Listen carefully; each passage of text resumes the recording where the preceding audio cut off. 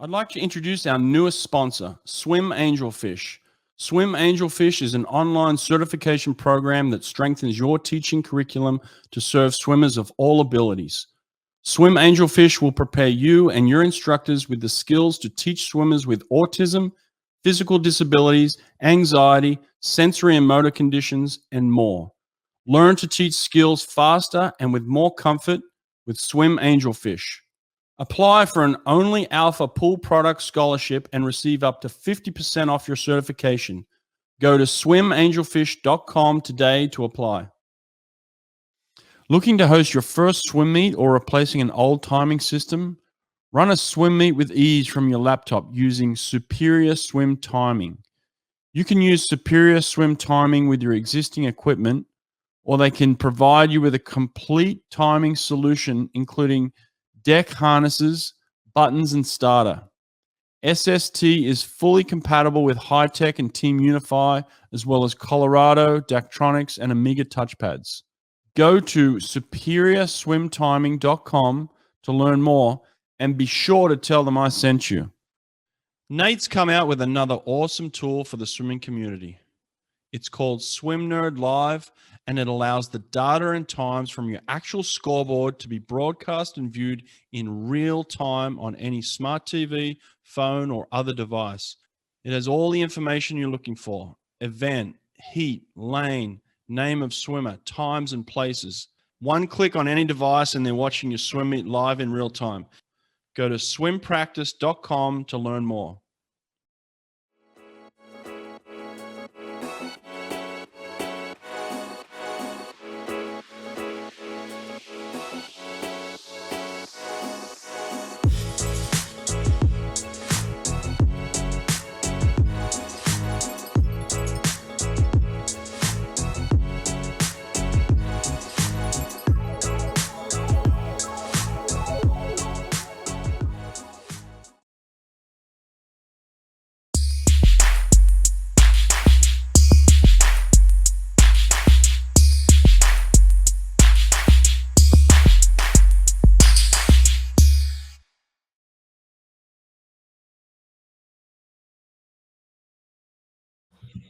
All right, Jamal Hill, welcome to the podcast, man. How are you? Doing well, Brother Hawke. Thank you for having me on today, sir. You look sharp, man. You're looking good. I appreciate it, man. You know, it's what do they say? Perception is everything, right? Absolutely. You gotta look good. Look good, feel good.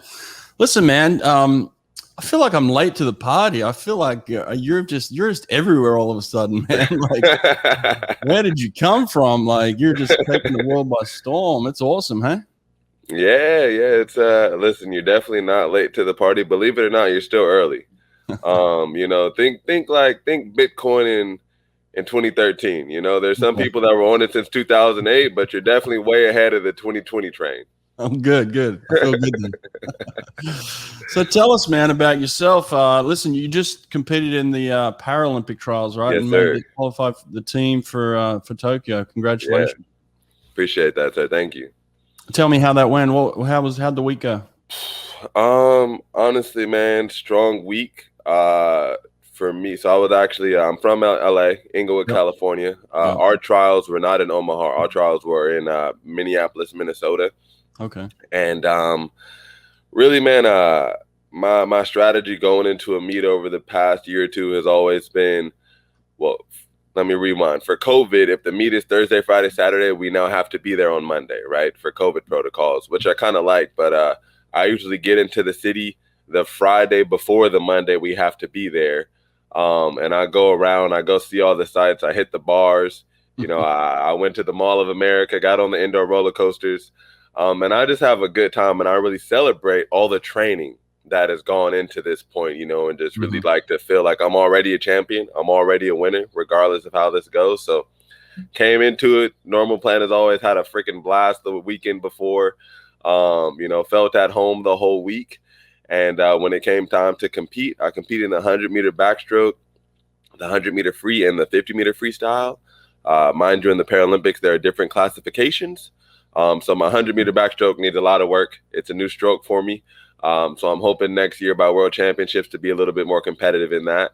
And the 100-meter freestyle, it won't be an event for my category at the Tokyo Paralympics, but I have an opportunity to swim up. So just imagine like if it was boxing and you could fight a weight class higher.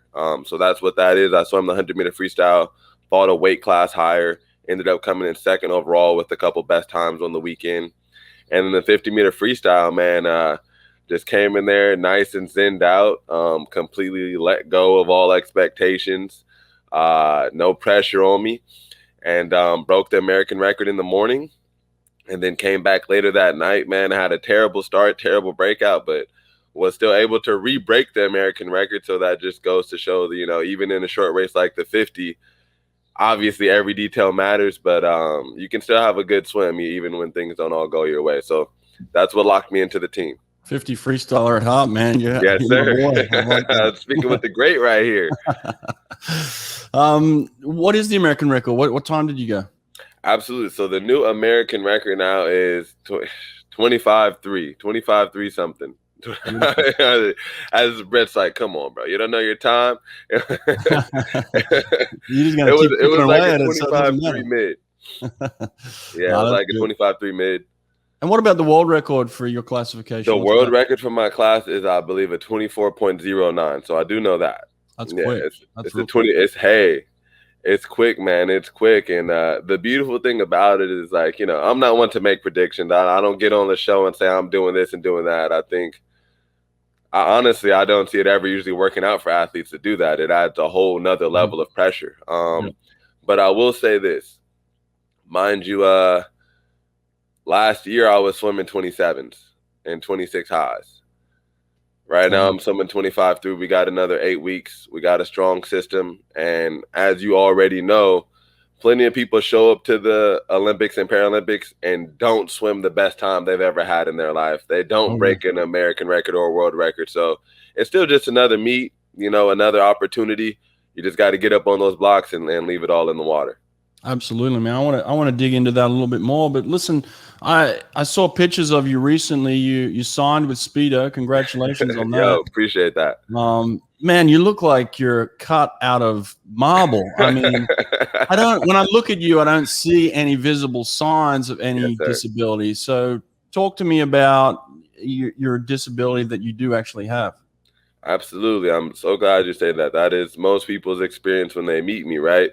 And so I'm a part of this class of invisible disability that really challenges the stigma of what we perceive disability to be, right? It's like a missing limb, blind, something like something that people can immediately relate to and just call out, right? Right. So I'm outside of that range. I actually live with a type of neuropathy called Charcot-Marie-Tooth, CMT for short, Charcot-Marie-Tooth. And it's a hereditary neuropathy. It onset in my body when I was 10 years old. So I went from being a normal kid to pretty much going into a state of full body paralysis when this condition is fully inflamed, hospitalized for a few weeks. My body began to recover, and then I was left with this new body. And so despite the aesthetic, right, like I have an extremely strong core. We work really hard at it. But my peripheral nerves, so the nerves from my knees to the soles of my feet, operate at 0% nerve capacity, and the nerves from my elbow to my fingertips operate at 30% nerve capacity. So just kind of put that into context for the average person. It feels like I'm walking on my kneecaps. If someone were to like give me, which is a test for the Paralympics, right? They got to make sure you're not cheating this, that, and the other. If someone were to give me like an electro shock or something in my lower legs, I don't feel anything. I don't feel that. If you've ever seen Kill Bill, right? I know you've seen Kill Bill, right? Yeah, absolutely, man. Right? Classic. Uma Thurman, she comes out of the coma. She's in the parking lot of the hospital, and she's trying to convince her toe to wiggle. That's me. Only my toe never wiggles. Wow. Yeah. So that's pretty much it in a nutshell. And again, like, because it doesn't fit into that stigma, you know, in everyday life, I experience this kind of privilege, you know, like I'm able to blend in more, right? Like nobody is staring at me when I walk into a room because of something they perceive that I lack. However, understandably so, in the Paralympic space, it's almost, you know, I wish I had a better word here, but it's not a privilege. It's almost like a disadvantage, right? Because now, you know, even people who are classifying me and the doctors, the other competitors, the officials, they're put in this space where these kind of natural biases that we all have are being extremely challenged, right? And we kind of have to begin to accept and broaden this view of disability and how it affects people outside of just what the naked eye can perceive and what we can put our finger on. So that's what the experience is like, man. You know, if you call my doctor up, they'll say, hey, Jamal Hill should not be able to walk based upon this neuropathy. I was going to say that. How are you able to walk? Because, you know, for somebody that can't feel the lower half of their legs, it must be a very weird sensation to actually be walking, right? Yeah. I mean, so at this point, I've been living with it for 16 years. Yeah. So I don't know the difference at this point in time. You know, this is my life. But I'll say that over the past 16 years, I'm a human being, right? Like, humans are animals in general, but especially humans are magnificent creatures. I've developed some pretty impressive compensation patterns over the years. So actually my lower lumbar, so the area between like my glutes and, you know, right to the middle of my back, I have these massive growths around in that area, and they act as pretty much stabilizers to help me stay upright. And you know, even when we talk about walking, imagine this is great right here. Imagine a double, you know, above knee amputee with prosthetic lower legs, right?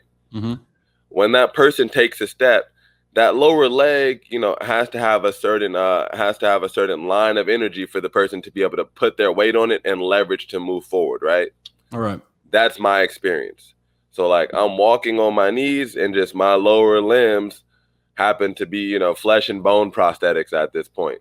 So when I take small steps for a big guy, you know, going uphill and downhill. I'm glad I live in California, because if I lived in an icy place, it would be dangerous. But that's pretty much it. You know, just when we kind of come back down to less about what, you know, and this is no shade to doctors, but less about like what Western medicine or science says is possible, and more about just like the basis of human physiology, right? Like, how was Jamal Hill able to walk? How were there people in the Paralympic movement with no arms and no legs able to swim faster than you and I probably know right now today? How is that possible? So that without going too far down that rabbit hole, that's how, man. You know, lots of practice, lots of grace, and honestly, just greater belief in myself than some book somewhere that's telling me what I shouldn't be able to do. That's pretty outstanding, man. Listen, I've been around enough Paralympians to be inspired by everything and anything, man. I've seen it all. I actually, when I was a younger athlete myself, I had lunch with a Paralympic athlete who didn't have any arms, and he came to lunch, and the person that was hosting lunch put out a spread of sandwiches where you had to kind of make the sandwiches yourself. And so for me, I was a little uncomfortable at first because he didn't have arms. And I said to him, hey, you want me to get you something? He said, no, man, I got this. He put his feet up on the table. He got the bread. He put butter on the bread. He put some, you know, lettuce and tomato and you know, what he needed. And he folded that sandwich and he started eating that thing with his feet. And I'm like, you know, it's just like, I think we put limits on ourselves in terms of what we can do, and really, there's no limits. I mean, no limits. There really is no limits, is there? There's no limits, man. There's absolutely no limits, and even, you know, this is interesting, you know, because I do a lot of studying, a lot of reading, and just in the spirit of no limits, one theme that's been constant for me, and great that we're talking about swimming right now, is Bruce Lee, right? Everyone's favorite quote about Bruce Lee, be like water. And there really being zero separation, right? Like, we're everything and we're nothing at the same time. And, you know, I don't want to take over and direct the show different than, you know, what we have scheduled here, but just even with that mindset of be like water and there's really no separation, you know, when I visualize myself, you know, when I do my micro visualizations, like 20 seconds a few times a day of me coming out and then getting onto the blocks, I'm coming out, I'm 10 feet tall. And then when I step onto those blocks, I disappear. There's no longer Jamal Hill. There's only a block there. I'm one with the block, and then there's only air, right? And then there's water. And I don't see Jamal Hill, but I see this water being displaced in different ways as if there were a body there. And as soon as that water comes into the scene, the water's at the wall, right? Because it's already at both walls. The point I'm getting at here is that just a relatively still body of water, like a low, you could say, I guess, like a low frequency or low cadence body of water is going to move anywhere from 0 to 3.3 meters per second. Okay, we're not talking about some raging river here. We're talking about even still just a still body of water has that much motion in it that's not visible to the naked eye. So it's like, if we're able to close that gap between who we perceive ourselves to be in this infinite amount of universe and space that we're all tapped into, it's like, why can't Caleb Dressel or whoever comes next swim down that 50-meter pool in 16 seconds? Why can't Jamal Hill swim down that pool in 23 seconds? Well, why not? And I think that's anyone's greatest challenge is overcoming that disbelief. And then obviously continue to put into the work, right? You always still got to have the work. Man, you're at another level of consciousness, really. Like we spend so much time studying champions like Michael Phelps. We're amazed at his accomplishments, and so we should be. But I think people could learn so much from you and where you're at in your mental state and transfer that into their own lives, because you're dealing with a disability and overcoming that in such an incredible fashion that I think there's, and even just what you said there, I was just like mesmerized. I'm like, man, this guy's on a whole nother level, man. I'm super impressed. Hey, man, I've tuned into your show. I knew if there was one place where I could bring out, my craziness, this was the place, man. I figured you would appreciate that. We would have a good conversation. I love it, man. I love it. Absolutely. And I actually read something about you, which kind of related to me a little bit. I grew up with severe asthma as a kid, actually. I was in hospital for the first 6 years of my life, in and out. I'd be 2 weeks in, a couple of days out, 2 weeks in, on and off for 6 years. And I suffered from something a little bit similar to you from what I read about. And you said there was a little bit of shame initially in your condition, in your diagnosis as a kid. Talk to me about that, first of all. Yeah, for sure. Today, what is July 2020? Yeah, the first day of July 2021. And I think, the world we're living in is a lot more accepting. Sometimes a little fake accepting, right? But like we're trying, we're in a better space, right? Everyone is a little bit more woke and aware that people come in different shapes, sizes, and colors and economic backgrounds, and they're still human, right? But as I'm thinking back into what is that, like 2005, 2004, it was a different world. I've now been diagnosed with some disability, and initially just internally, me and my parents, right? I'm a 10-year-old kid. I'm not making any decisions at this point outside of myself, right? They made this decision for me. They're like, hey, look, dude, whatever you want to accomplish, whatever you want to be, we're not going to let this diagnosis or some book or some doctors tell you what you can or cannot be or do. Like, they say you can't play sports. We're not telling you anything about that, Jamal. They say you shouldn't be able to do this. We're not telling you anything about that. So from the time that I had this experience, all I really ever had was an experience, right? All I knew was that I was relatively regular, a kid still trying to figure out his body, to now I can't move my body at all, to now I'm in this, what feels like a new body that I still have to figure out. And so that was the full context. I didn't have a name for the disease. I didn't know really what had happened to me. We didn't have that conversation. And I think as parents, what they were doing was shielding me from, just adopting other people's ideas and beliefs as my own. So that's number one. And that was empowering. However, on the flip side, again, me understanding to some degree that like I am 100% different.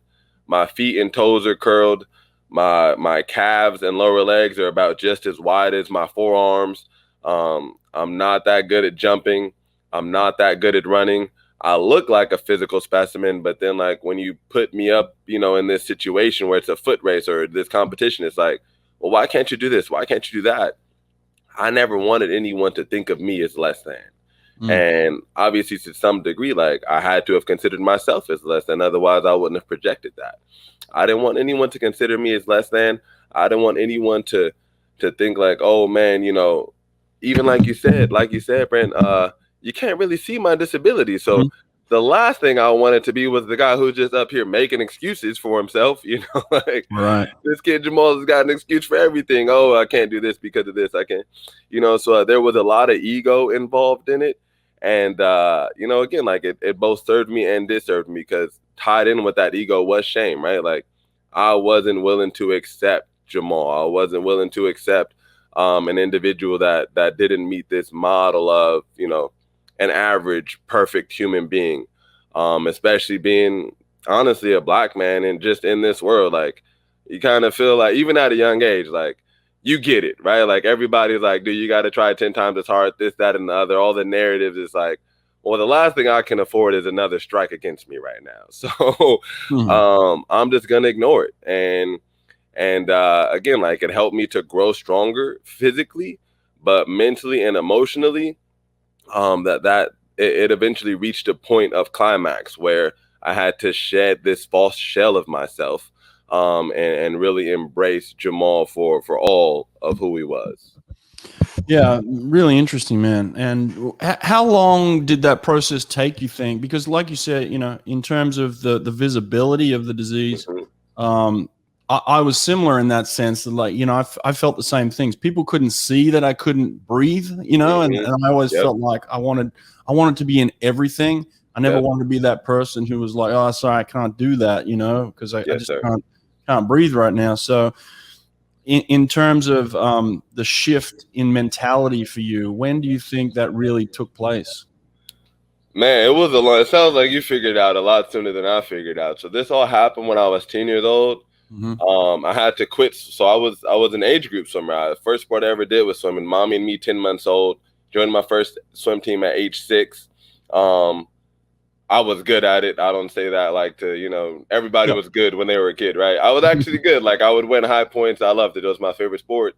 When this condition reared its head at age 10, I had to quit swimming.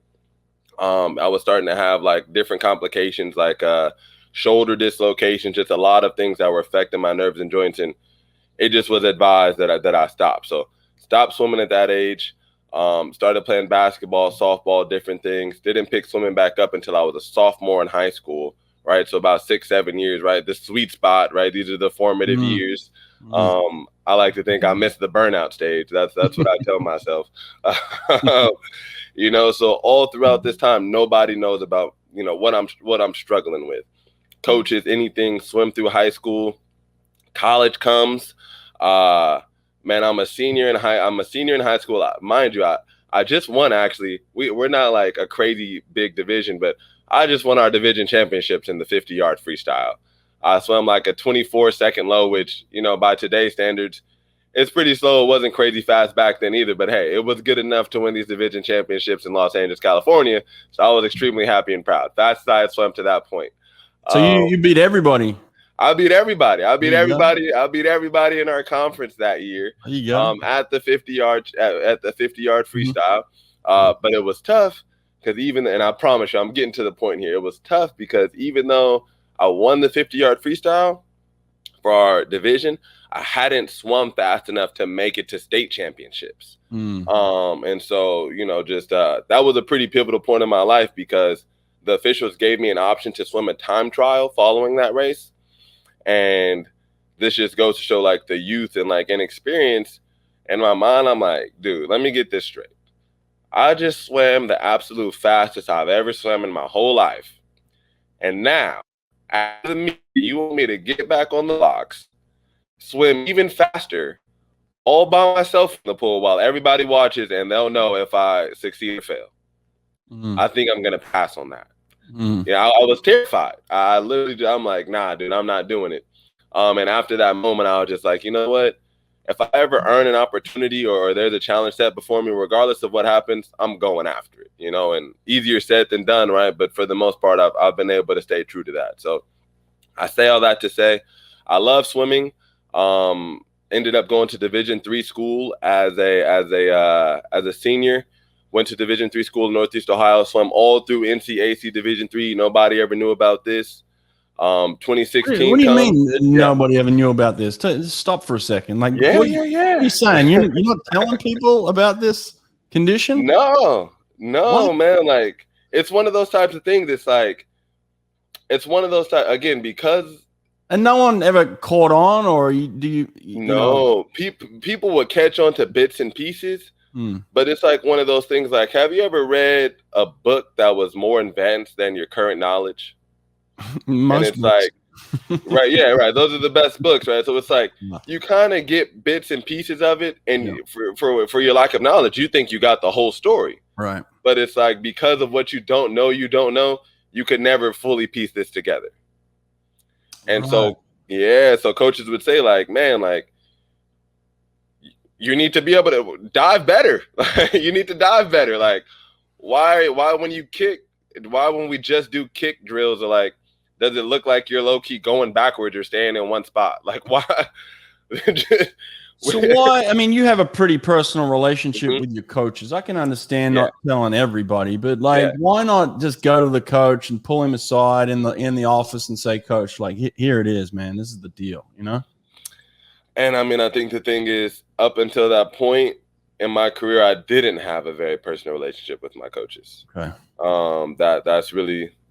That's pretty much it. You know, even in Northeast Ohio, I had a coach my freshman year who was swimming 21-second 50-yard freestyles back in the 70s. You know, so like, even as a young athlete, had I been more mature, I could have learned so much from that man in that time. But because of my lack of maturity as an athlete, and I think just the cultural difference, you know what I'm saying? Like, I'm a kid from inner city Los Angeles. I do things a certain way. I view the world a certain way. And then this is a guy from, wine country, Ohio, who grew up this way and that way. So I think there was, in so many instances, obviously we had a common goal, and I think they, to a certain degree, definitely wanted the best for me. Right. We just didn't have the relationship. And that's how important relationships are, right? Like, a person will never tell you something that's affecting them every day if you're not in the same breath they feel. So, do you regret going to school there, picking that school? No, man, not at all, man. Because it was a great decision at the time. Like, just again, to give you some context about just that I'm insanely insane. Like, as a senior in high school, I had several schools that were giving me full ride academic scholarships. But none of them had swim teams. And I turned down all of these offers because I'm like, listen, I'm not staying in California. I got to leave here. And I got to have a swim team. So I'm like, I'm either getting that, or I'll just go to junior college and be on the swim team. I don't care. But like, I'm not settling for anything in between. Why'd you want to get out of California? Just experience, man, life. Right. That's it. Just experience life. Really that simple. Get away from home, have some real autonomy. Even though college is still like this bubble, can I make it on my own for a little bit? What's it like out here? And as fate would have it, one of my friends actually got a Division III football scholarship to this school. He went out and met with the football coaches at some dinner. Parents talking. They meet the swim coach at this dinner. They mentioned me. The swim coach calls me. He's like, "Hey, I heard you want to swim in college. I got a few dollars off the record if you want to come out here." So boom, I'm like, okay. Literally, this is June of my senior year. I've already graduated, had no college plans, and now I'm flying to Northeast Ohio, sight unseen, to be a collegiate swimmer. So that's the way to do it, man. It's quite a deal, So I mean, it's great, man. I learned so much there. I'll be going back to college soon, online to finish my degree, but it's expensive experience, but of life and friendship and connections, things that I learned about myself during that time, invaluable. Yeah. So when was the shift then from being kind of just a collegiate athlete who was struggling to kind of hide some things from people around you to being like, okay, I'm this like super athlete Paralympian, like when did this shift happen? So that's like a 2-year gap there, man. So Right. at 2016, I'm a junior in college, Mm-hmm. and 2016, this is Rio Games, right? Mm-hmm. So up until this point, full transparency, I've been hee-hawing as a swimmer. In high school, I was literally a seasonal swimmer, so I'm swimming 3-4 months out the year. In college, I went from 4 to 5 to like 8 months out the year. So my junior year, I put in 8 months of the year, which for me was unheard of. I'm like, I'm ready for conference championships. My parents fly out to Ohio. I'm at the conference championships, and I just have a shit show of a performance. I'm swimming like a few hundredths faster than I was 3 years ago in high school. Don't make any finals. We're a super small school, so like we have probably about 13 men and women total on the team, and we're going against teams like Denison and Kenyon who have like 70 athletes that could all really be swimming D1. So we're getting demolished in the team events.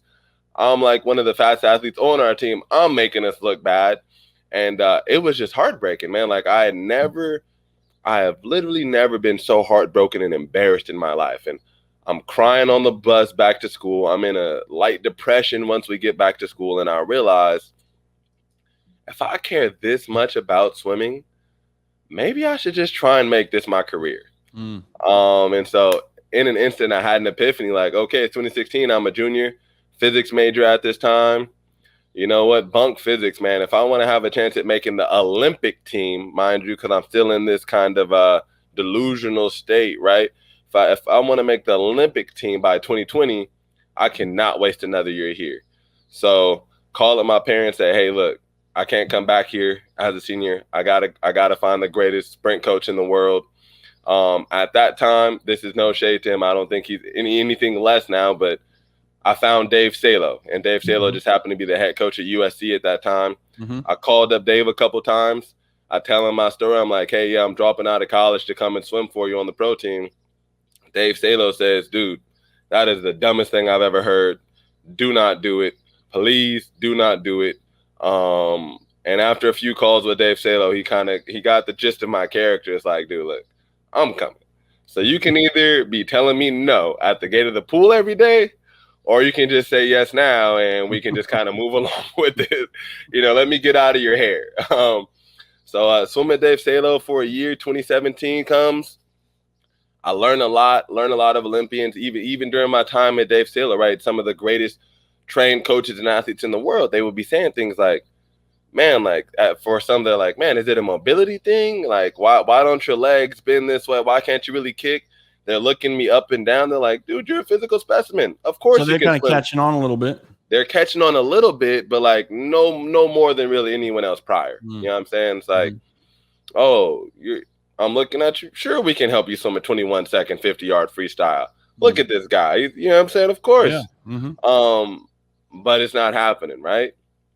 And so train with them for a year, and at this point, I'm hyper focused, dude. I feel like I've wasted time in high school. I feel like I've wasted time in college, and I've just spent a year here. I've just spent one of the 4 years that I have to make this team at USC. I'm not any faster. Okay, I'm on the lookout for something new. And I go to a meet at UCLA, and this is where that change happens. I meet a coach there. Her name is Wilma Wong. One of the former Trojan athletes, Luke Peckman, introduced me to her, and I tell her, hey, I want to go to Olympic trials. Again, similar experience. She looks me up and down. She's like, Jamal, I think we can get you to Olympic trials. Swim with her for a whole year. She's trying everything. I'm not improving. This isn't happening. This isn't happening. Finally, after an entire year of training, we're in spring of 2018 now, she comes to me and she says, look, I've been looking at you. I've been watching you swimming. The times I don't even know how to collect data on you. Like this is so frustrating. But when I see you get out of the pool, and I see you try and dive off the blocks, and I see you even pick up your leg to get out of the car, you remind me of my cerebral palsy patients. And for whatever reason, this was the moment. And I'm like, I get this goofy smile on my face, man. Like, wow, finally I've been seen, like finally now I don't feel like I'm making an excuse, like someone has seen this. And so I feel free now. I feel like this weight has been lifted so I can acknowledge it and I can talk about it. And so I say to her, you know, funny story, I'm actually dealing with this type of neuropathy called Charcot-Marie-Tooth, and I explain it to her, and there's no cure for it at this time, and so still even to present. And so she says to me, well, look, Jamal, unless we can cure this, we may want to shift our focus from the Olympics to the Paralympics. And, you know, I want to pass it right back to you, Brother Brett, but just let me say, at that point in time in spring of 2018, if someone had asked me, are Olympic and Paralympic athletes equal? Like, do they deserve equal rights, equal pay, equal treatment? Like most people in this PC world, I would have said abso-freaking-lutely. But as soon as she said that, you know, you're a part of this, you know, marginalized group, my entire demeanor and attitude changed. As politely as possible, I told her, don't ever say that to me again. You know, she was questioning this persona I had built, this false identity. She was challenging that at its core. I said, no, I will not be joining the Paralympics. I will not be investigating that, and I don't ever want to talk about it again. And she let it go. Wow. Oh, I thought that story was going to go the other way. No. I thought you were going to say, yeah, No, I'm in. man. Oh, No. you said no. I said no. Oh, yeah, wow. I was not interested. I was offended, actually. I was highly offended. Really? Wow. So you had really built this belief in yourself that I am not different. I'm as normal as the next person, right? Yes, sir. Wow. Yes, sir. That's pretty incredible, you know? Yeah. Yeah. And then, I mean, when you speak about relationship, that's one thing I love about Wilma Wong. You know, it's like Karate Kid and Mr. Miyagi, you know, Mike and Phil, Kobe and Phil, Mike and Bowman, you know, whoever you want to say, Serena and Papa Bear. It's a real partnership. You know, like there was a real mutual respect. We're both grown people, you know, like obviously she's the coach and I've put her in that position, right? So that means I have a certain responsibility to trust her, right? Right. But at the same pace, I think, again, like you mainly see this in age group, but I think even still you can see it like with adult athletes. Some coaches are like dictator, authoritarian, you know, like it's my way or the highway.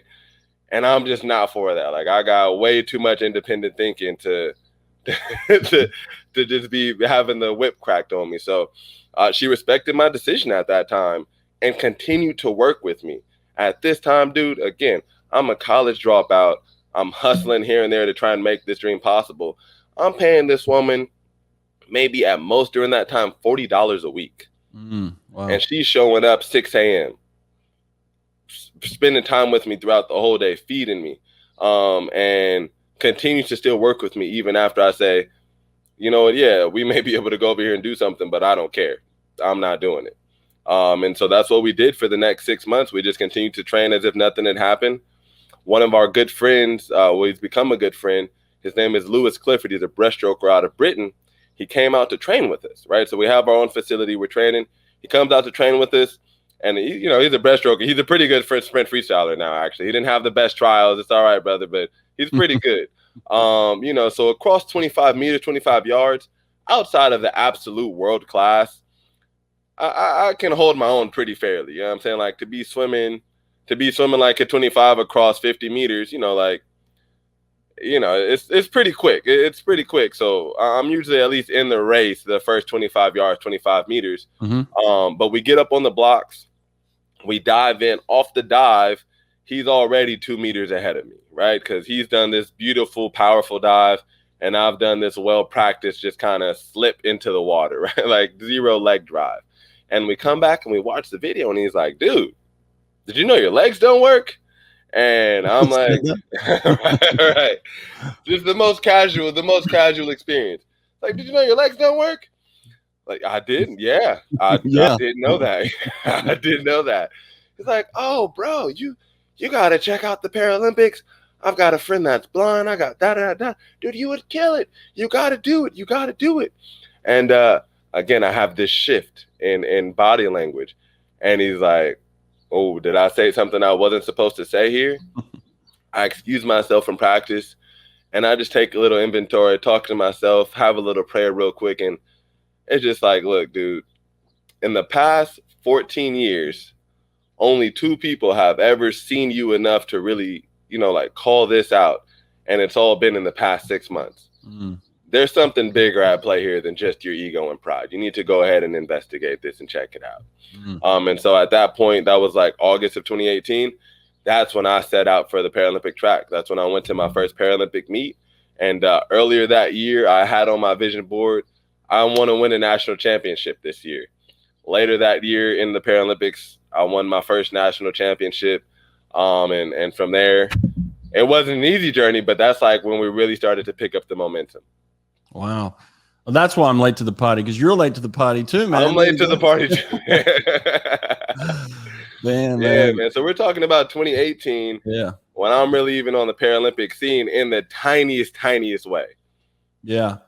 Yeah. But I mean, the last 3 years have been just whirlwind. And, you've done some things then. I mean, to be going to the Paralympics now and to be signed by Speedo, and man, from what I can tell, you're up on billboards in LA, man. I've seen these billboards. You got like these 50 feet billboards all over LA, man. Absolutely, man. Hey, shout out to Speedo, man. Shout out to Speedo. I'm somebody that, like, I think one of my greatest superpowers is transparency.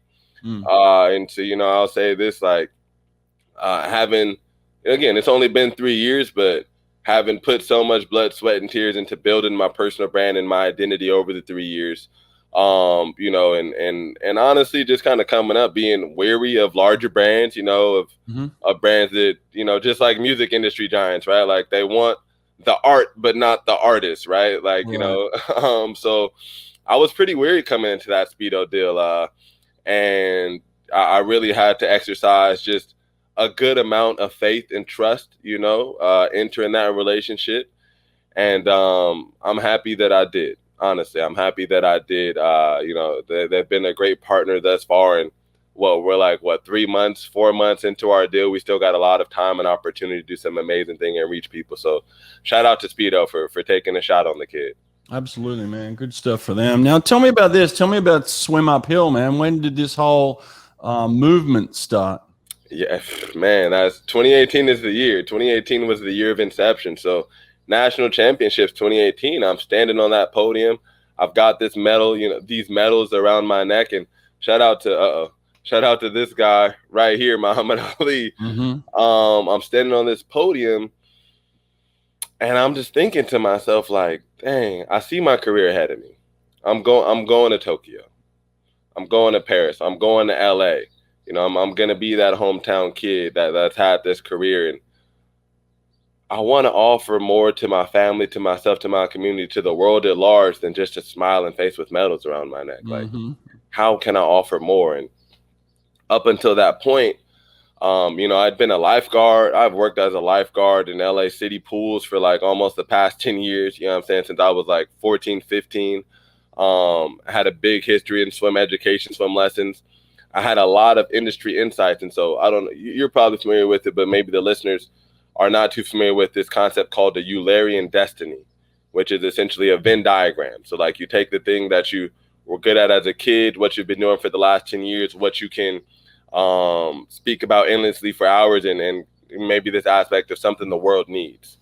And so as I'm thinking about this, again, just all in an instant on the podium, I'm like, you know what? We're growing this brand. I have a lot of swim education. I have a lot of experience. I've seen things that work and that don't work. I've seen the elitist nature of swimming and kind of the exclusivity of learn to swim culture. I'm going to teach 1 million people how to swim. That's what I'm going to do. That's going to be my mark on this world. I'm going to teach 1 million people how to swim. And initially, mind you, this is just a marketing ploy. Like, I'm serious about it. I mean it. But it's like a big part of it is a marketing ploy. I'm like, 1 million is a great number. How to be a millionaire is the most popular thing out right now. So we're sticking with this 1 million number, and it's going to help us get press and obviously move this mission forward. But the more I ruminated on it, I realized, man, this 1 million people number isn't really all that big, man. Every single year around the world, there's 250,000 to 1 million people drowning. And they're pretty much all in low to middle income communities and countries. I'm like, okay, so we're really on to something here. And again, just shout out to my coach, who's at this point become not only my coach, but my business partner. She says to me, well, if we want to teach 1,000,000 people how to swim, we're going to have to get real good at teaching swim lessons, right? How do we meet people where they are? How do we, reach people who have a fear of water, who have generational trauma surrounding water? How do we reach people who don't have access to pools necessarily? How do we reach people who don't have the money to pay for the private coaches, this, that, and the other? And so we developed this system called the swim uphill method. Pretty much the heart of it is across 5 hours, we have people learn how to breathe, how to time their head with their arms in a beginning breaststroke with just household items like a bowl, bench, bucket, sink, bathtub, whatever have you. And then once they have those skills and they have met the certain time standard within our curriculum, we bring them into the pool. We teach them how to sink. And then from there, they kind of do a breaststroke from this sinking position at the bottom of the pool to the surface. And then once they have that and they can time the breath, obviously from there, it's a real cakewalk. So just really removing this mysticism, this like idea that learning to swim is rocket science from the Learn to Swim community, and open it up to the masses. So, since that's happened, it's really evolved into a full nonprofit organization. We have a board of directors, we receive 5, 3, 4, 5. We haven't reached our 6-figure donations yet, but people are supporting this mission. We're doing the work. This year, we're slated to teach 500. Next year, 2,000, and by 2028, we should be at an annual mark teaching 1,000,000 people annually. And primarily that happens through our licensing program. So we work with city governments here in Los Angeles County, East Bay County, and we're expanding outside of the state, again, to essentially save city governments, county governments, even private swim lesson providers time and money, with our system to allow them to obviously reach more people, but do so with a less fiscal hit and impact on their operation. And so we've had a great start. Really appreciate you asking about that and shouting it out. So that's Swim Uphill in a nutshell, man. We're just we're changing the world one swimmer at a time. Well, man, you got an incredible personal story, but I think you've made a bigger impact in life by affecting the lives of. It's going to be 1,000,000 people here soon. So, Yes, sir. Look, drowning is a huge problem all around the world. Yes, sir. Where do people find more information about the organization? Yeah, absolutely. www.swimuphill.org, swimuphill.org, or you can just type in swim uphill, spell out .org, on Instagram, Facebook, Twitter. Our Instagram profile is probably the greatest used. Excuse me, and if I may here, Brother Brett, so a lot of people who come to us, again, especially in the light of COVID now, and George Floyd, Black Lives Matter, Asian hate, everybody's like all these governments and entities, hey, we need some Black and brown lifeguards, how do we get more people into this space? How do we increase, economic development and job employment? And when these organizations come to us, we lay out this structure, and I'm tying this back into professional swimming when we talk about economic verticals. We tell them, look, you're asking about this endpoint, which is having a lifeguard that's, Black or brown in this community that's predominantly Black and brown. But when we go back down this funnel, right, how many Black and brown kids are learning how to swim in this community? How many Black and brown kids, are being pulled into the system?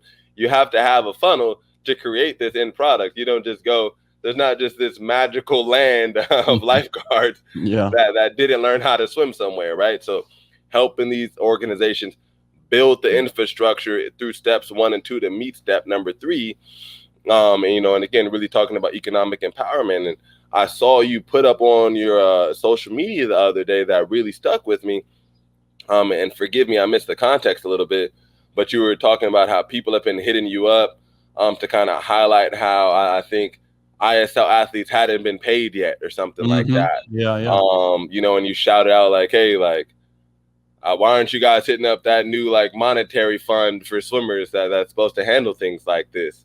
And, if we may, I just wanted to spend like some of the last time we had here really talking about, I think just how this sport of swimming, forgive me for this matter of factness, needs to evolve on a certain level to allow athletes to be able to, make money from their skills and talents in these arenas. Absolutely. And yeah. So I mean, even one thing I think about is like NASCAR, or let's just say like Floyd Mayweather, right? Like with so many regulation, and this is bigger than, America or Australia or Britain, even just like shouting out FINA, all love and respect, FINA. But it's like when I think about, let's just say Floyd Mayweather in NASCAR, Floyd Mayweather from that last fight he had with the YouTuber, he's like, just off my swim trunks, off my boxing trunks alone, I made $20 million from people putting their logos on my trunks, right? They paid me just from the trunks that I wore to play in the ring tonight. I made $20 million. And when we look at NASCAR and we see those vehicles, right? How much are they able to make through sponsors and the visibility of sponsors? Whereas, again, in swimming, you're capped at one logo, right? Like I get to have one logo on anything I wear.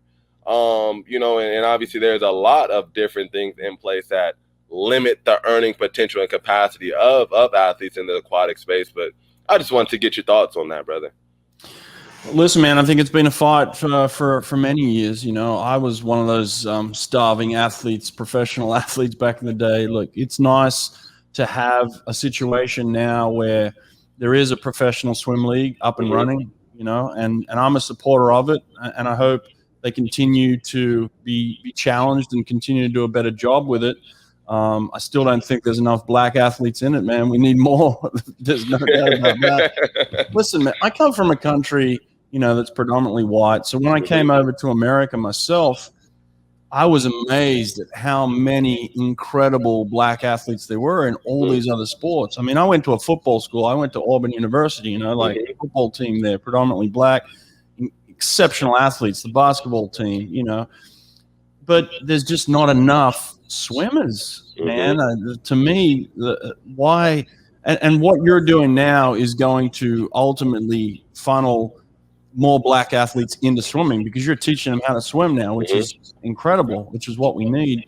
But yeah, I mean, I don't think swimmers are getting paid enough, but I don't think there is enough black athletes either. So, I mean, I've got my own issues with swimming. I think it needs to continue to evolve, but, just telling your story and hearing you speak makes me feel good because I know that there's someone with intelligence, there's someone who's professional, there's someone who is driven, who's going to make something happen. There's a lot of people that talk a lot and they don't do much.